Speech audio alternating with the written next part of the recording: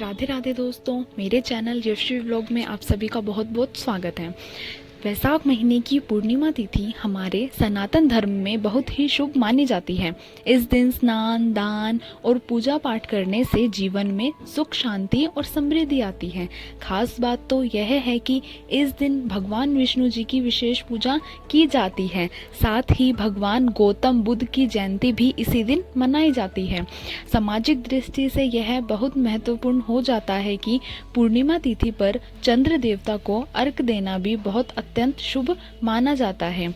इस दिन पवित्र नदी में स्नान करने से सारे पाप नष्ट हो जाते हैं। वैशाख पूर्णिमा के दिन बहुत महत्व रखता है। ऐसे में चलिए आपको बताते हैं कि वैशाख पूर्णिमा की तिथि के बारे में। भगवान की पूजा किस दिन की जाती है, व्रत क्यों रखा जाता है, तो सत्यनारायण भगवान जी की पूजा का सबसे शुभ मुहूर्त क्या रहेगा, इस दिन आपको क्या करना चाहिए और क्या नहीं करना चाहिए। पूर्णिमा तिथि प्रारंभ होती है 11 मई रविवार रात 8:02 से और पूर्णिमा तिथि की समाप्ति 12 मई सोमवार रात 10:25 पर होगी।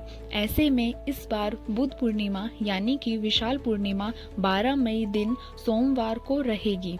इसी दिन स्नान, दान और घड़ा यानी कि मटका, इसका दान भी किया जाता है। श्री सत्यनारायण भगवान जी की पूजा भी इसी दिन की जाती है।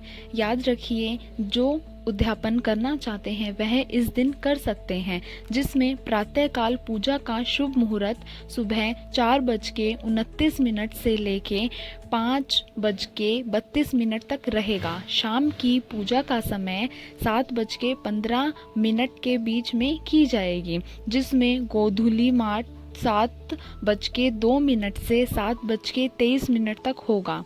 शाम को 6:51 पर सोमवार को सूर्योदय होगा। सुबह 5:51 पर सूर्यास्त होगा।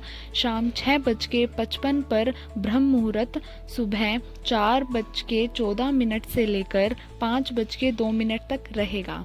अन्यथा अभिजीत मुहूर्त सुबह 11:57 से दोपहर 12 बजे तक रहेगा। इस समय श्री सत्यनारायण भगवान जी की पूजा अथवा कथा का भी श्रवण करना बहुत ही फलदायी होगा। तो सुबह की पूजा आप 9:14 के बाद भी कर सकते हैं और ओम लक्ष्मी नारायण मंत्र का जाप कर सकते हैं। राहुकाल का समय, राहुकाल सुबह 7:30 बजे से लेकर 9 बजे तक रहेगी। इस दिन दान का बहुत अधिक विशेष महत्व रहता है।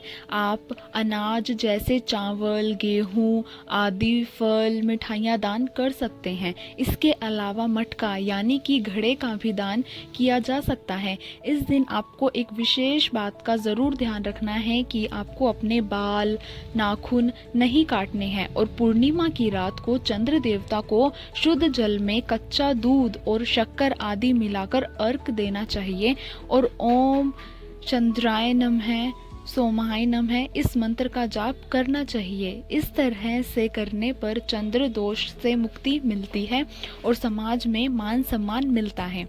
मन में स्थिरता और पूर्णिमा के दिन पीपल के पेड़ की पूजा और तुलसी जी की पूजा भी अवश्य करनी चाहिए और पितरों के नाम से दक्षिण दिशा की तरफ मुख करके एक दीपक जरूर लगाना चाहिए। इसके अलावा दीपदान भी कर सकते हैं या अपने आसपास में कहीं कोई मंदिर है तो वहाँ भी दीपदान कर सकते हैं। इस दिन दीपदान का भी विशेष महत्व बताया गया है। यदि आपको यह जानकारी अच्छी लगी हो तो मेरे चैनल यशवी व्लॉग को ज़रूर सब्सक्राइब करें और बेल आइकन पर क्लिक करना बिल्कुल भी न भूलें। Thanks for watching. Radhe Radhe.